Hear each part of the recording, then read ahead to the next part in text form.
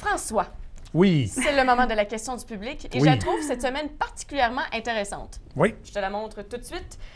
Est-ce qu'au Québec, les parents peuvent être la cible de poursuites judiciaires en raison de crimes commis par leurs enfants? C'est Anne-Marie de Saint-Bruno de Montarville qui te pose la question.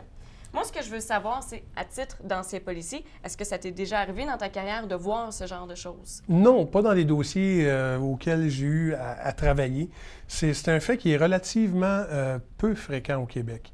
Mais oui, la question, elle est bonne. Et oui, on peut poursuivre des parents au civil pour les gestes de leurs enfants. Mais justement, moi, je vais me servir de ton expérience. Qu'est-ce que tu penses, justement, du fait qu'on peut poursuivre des parents à l'égard des crimes qui ont été commis par leurs enfants? Ton opinion personnelle. Mon opinion personnelle, je trouve ça quand même assez bien. OK. Parce que ça démontre à ce moment-là la responsabilité des parents dans l'éducation de leurs enfants. Aujourd'hui, en 2015 et depuis malheureusement quelques années, on a une tendance à se déresponsabiliser et à tout remettre dans les mains de l'État, les mains c'est toujours la faute des autres, c'est jamais notre responsabilité. Alors que les enfants, c'est pas un bien que l'on achète et que l'on abandonne à un moment donné. Ce sont des êtres vivants qui nous sont prêtés et on a une responsabilité à l'égard de nos enfants. Mais est-ce que tu as des exemples d'actions qu'un enfant pourrait commettre et que le parent pourrait se faire poursuivre? Et un collègue à moi, Éric Thibault, du Journal de Montréal, a écrit récemment là-dessus. Il a parlé d'incendie. On dit à un moment donné une connerie de jeunesse de 4,5 millions. Un incendie dans un centre d'achat allumé par un jeune de 15 ans, si je ne me trompe pas. Le responsable ou le propriétaire du centre d'achat a poursuivi le jeune pour 4,5 millions, sachant très bien qu'il n'y aurait jamais un sou du jeune. Mais on ne parle pas juste de conneries de jeunesse, comme le dit Éric. On parle évidemment là, de feu, on parle de dommages qui ont été faits. Méfaits, vandalisme. Oui, tout à fait. Mais c'est des répercussions énormes quand on pense au montant pour les parents, c'est 4,5 millions. Oui, c'est beaucoup. Mais le 4,5 millions, celui qui a poursuivi, n'en verra pas un sou. Il a 15 ans, le jeune, même s'il a été reconnu responsable. Il n'y a rien au monde qui va faire en sorte qu'il va pouvoir le payer. Il n'aura pas déclaré faillite à 15 ans quand même. Non, non. Mais il y a quand même une espèce de tâche de vie au-dessus de lui. Mais qu'est-ce que prévoit le Code civil si on regarde plus du côté de la loi là, envers justement la responsabilité des parents? Qu'est-ce que le Code civil dit à cet égard-là?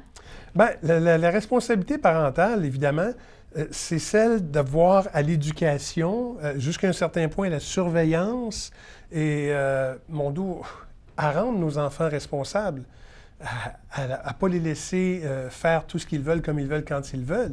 Et les parents ont une responsabilité. C'est ce que le Code civil prévoit. Je l'avais noté tantôt, là, pour le parent, il faut remplir ses devoirs de garde, de surveillance et d'éducation.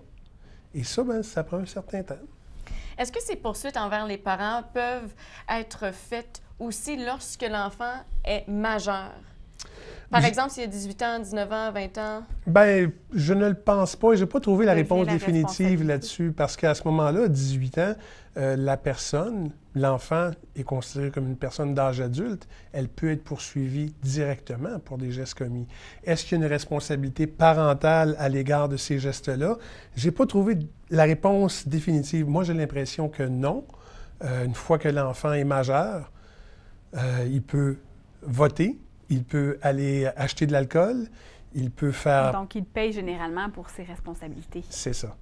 Mais là, à l'inverse, là, on parle de majeur, mais est-ce qu'un enfant, par exemple, de 12, 13, 14 ans, peut être, lui, accusé, justement? Et oui, tu parlais de ton incendie. Par exemple, si c'est un enfant de 8 ans qui cause un incendie dans un centre d'achat. C'est ça. Bien, justement, ce dossier-là, même si c'est en mars 98, le jeune fautif qui avait 15 ans à l'époque a causé un incendie criminel qui a rasé une partie d'un commerce. Tu sais, l'histoire du 4,5 millions, c'est ça s'est produit en 98 et c'est l'enfant qui a été poursuivi 15 ans, l'ado. C'est-tu fréquent, ça, justement, c'est plus... Ça dépend du cas Non, par cas? c'est pas vraiment fréquent. On parle à peu près d'une dizaine de cas par année de poursuites à l'égard de parents pour la responsabilité qu'ils doivent avoir à l'égard de leurs enfants. Donc, une dizaine de poursuites annuellement.